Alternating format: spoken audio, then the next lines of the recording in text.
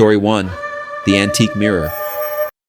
Sarah had always been drawn to old, forgotten things, vintage furniture, antique jewelry, and, most recently, mirrors. She loved how they could tell a story simply by being there, reflecting the lives of countless owners who had come before her. So when she saw the ornate antique mirror on Craigslist, she was intrigued. The listing read, "Antique Victorian mirror, price negotiable, needs a good home." There was something peculiar about the listing.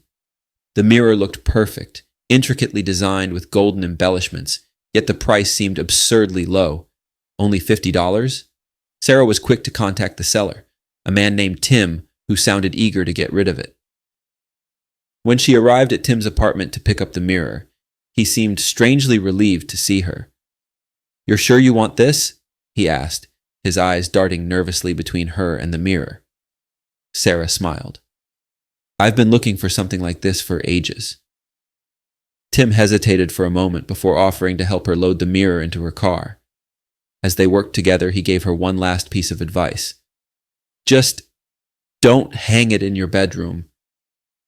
Sarah laughed, assuming he was joking, and drove home. Once there, she spent hours deciding where to place her new treasure, finally settling on the living room wall. That night, as she sat watching TV, she began to notice strange reflections in the mirror.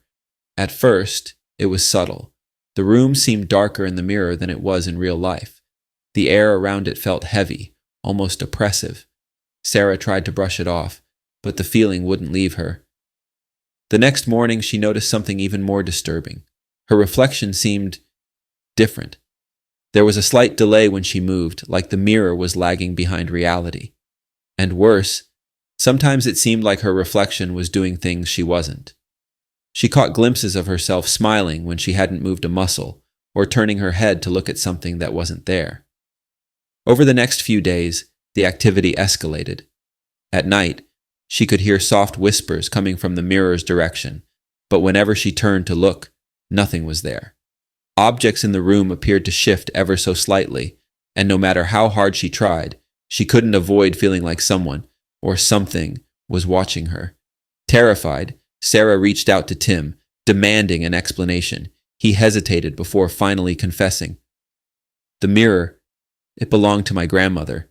She said it was cursed. Whoever looks into it sees more than just their reflection. They see something else, something that wants to come through." Tim had tried everything to get rid of it, but the mirror always found its way back to him. Desperate, he had listed it on Craigslist, hoping someone else might be able to handle it. Sarah didn't waste any time. She wrapped the mirror in an old blanket and drove to the nearest junkyard, where she shattered it into 1,000 pieces.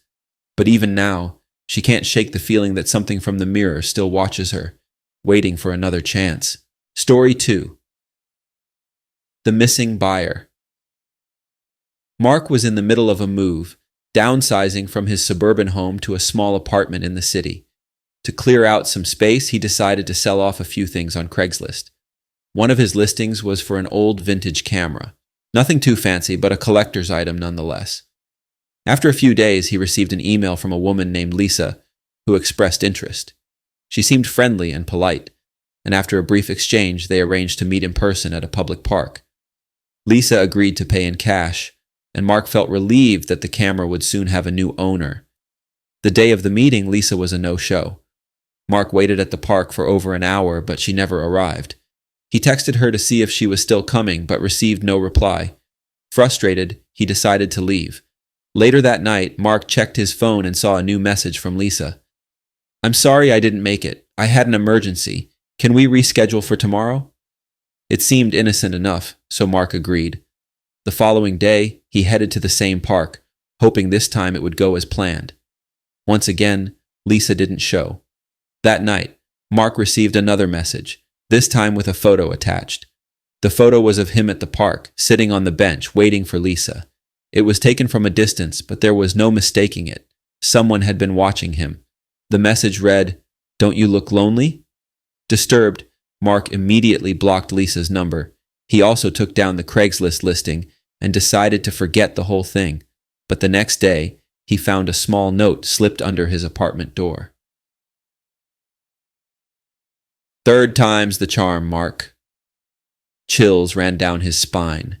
He hadn't given Lisa his address, and the only place they had agreed to meet was the park. Someone had followed him. He contacted the police, who took the note and his phone for evidence, but there wasn't much they could do without a direct threat. Mark moved again shortly after, this time without posting anything on Craigslist. He never heard from Lisa again, but the thought of that photo, the one where he was completely unaware someone was watching him, still haunts him. Story 3. The Room for Rent. Maggie was a college student looking for a cheap place to stay near campus. Her budget was tight, so when she saw a Craigslist ad for a room for rent at a fraction of the normal price, she jumped at the opportunity. The ad was vague but seemed promising. Room for rent, close to campus, all utilities included, must be female, 18 to 25. Maggie replied immediately, and within an hour she received a message back from the landlord, a man named Robert. He seemed friendly, and after a brief conversation, he invited her to come check out the place. When Maggie arrived, Robert was waiting outside the house. It was an older home, but nothing about it seemed particularly out of the ordinary.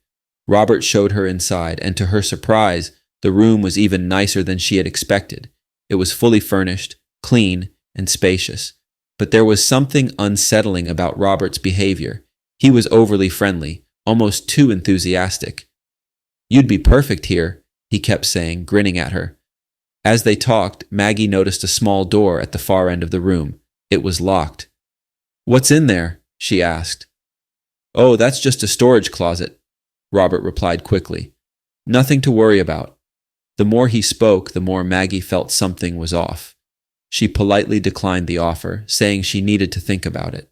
But Robert became insistent. "Why don't you stay tonight? You can get a feel for the place." Maggie's instincts were screaming at her to leave, and she made an excuse to rush out of the house. Later, she searched the address online and found something that made her blood run cold.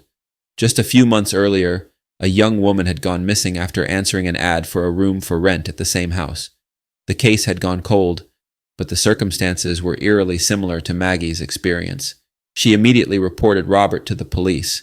A few days later, they found him, along with several disturbing photos and videos of women he had lured to the house. The small door in the room Maggie had seen. It wasn't a closet. It led to a hidden basement where Robert had been keeping his victims.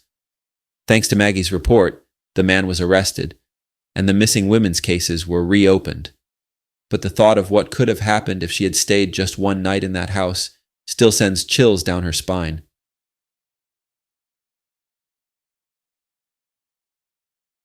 Final thoughts. These Craigslist horror stories remind us of the dangers that can lurk behind seemingly harmless transactions. While most exchanges are innocent, you can never be too careful when dealing with strangers online. Always trust your instincts, meet in public places, and never give out more personal information than necessary. Sometimes a bargain isn't worth the risk.